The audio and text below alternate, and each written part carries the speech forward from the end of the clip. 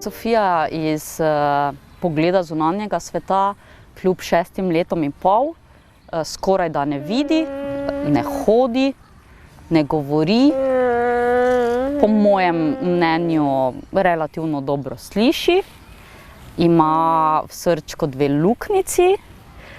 Je pa zanimivo, jaz ne vem, ne samo zato, ker sem Sofijina mama, ampak mislim, da je ljubezen slepa, zato ker jaz nekih takih tehničnih hib skoraj da ne vidim.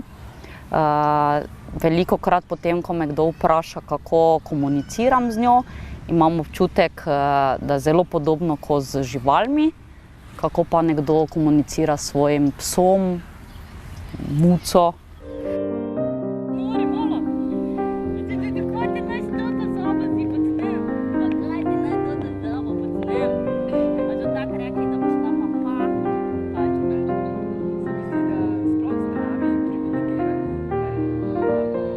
Meni je pri Sofiji resnično najbolj všeč, cenim, občudujem ta njena potrpežljivost, ta fokus, da očitno ona preprosto želi živeti, da rada živi, da je lepo.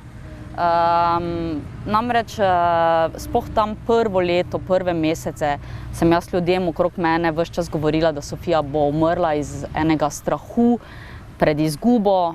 Meni je bilo to seveda neprijetno, ampak zakaj sem jaz toliko govorila in vsakemu, ker me je bilo strah, da naslednjič, ko me bodo videli brez vozička, me bodo spraševali, kje je Sofija, in sem želela takrat povedati vse, ne da bi morala potem odgovarjati še na kakšna dodatna vprašanja. In sem velikokrat kasneje potem in zdaj razmišljam, kako se je ona morala počutiti poleg mene in to poslušati, da se v bistvu ni ozirala na te moje besede, na ta moj strah. Taka ena res potrpežljivost z ljudmi okrog sebe. Jaz mislim, da je bolj iz tega razloga, zakaj se ti otroci še vedno rojevajo, kljub medicini, dodatnim ultrazvokom, dodatnim preiskavam. Ker jaz sem vse opravila v tem nekem klasičnem smislu, me tudi mamice sprašujejo, ali si bila na nuhalni svetlini, ne vem kaj vse. Ja, tudi kasneje, ko se je Sofija rodila, noben od naju ni prinašalec slabega genetskega materiala, je to bila res kot neka matematična napaka, ki se je zgodila pri podvojevanju kromosomov. Ampak, no, in da se bodo rojevali tako dolgo, da se bo res zgodil ta balans, ne. Ker po eni strani tako delamo iz normalnih otrok neke super ljudi, ki so ne vem, veliko bolj sposobni, recimo, kot mi, iz generacije v generacijo, da potem se pa rojevajo na videz ti revčki, ki, ne vem, ne zmorejo osnovnih nekih sposobnosti, nimajo, da potem pokažejo in počrtajo, kaj pa je v življenju res pomembno. Jaz sem se od Sofije dalje res osvobodila najbolj tega, kaj si bodo ljudje mislili. Meni se zdi, da je to en tak dosežek kot dodatna diploma.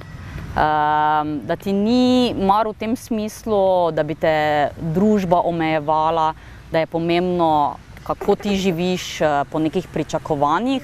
Jaz mislim, da je tudi pomembno, da govorim za te otroke, ki se zavedajo, da imajo zelo ponosne starše. To, da je starš ponosen, da je njegov otrok drugačen in da mu dovoli to njegovo posebnost, da ni tako kot drugi.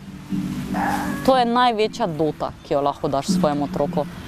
Jaz si v bistvu ne želim tudi za druga 2 otroka, da bi bila takšna kot drugi.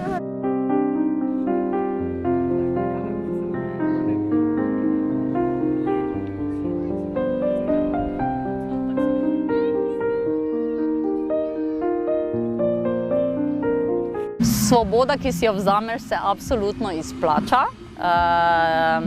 Svoboda izražanja sebe, izražanja svojih misli, biti tak, kot si, četudi to pomeni biti zelo drugačen, biti na mnogih mestih nerazumljen. To je tisto, ki to lahko enačimo s to brezpogojno ljubeznijo in človek bi rekel, da takšno življenje skoraj da ne obstaja. Ampak Ja, je mogoče.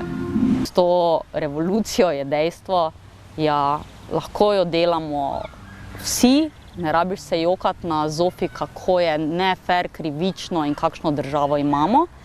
Pojdi k sosedi, ki je tam sama in za njo poskrbi, pelji mojega otroka, ker nimaš otrok, na en sprehod, da bom jaz lahko odležala, recimo. Revolucija se najprej začne pri tebi, ki si preprost človek in čisto običajen, in v tvoji okolici, predvsem pa brez žrtev.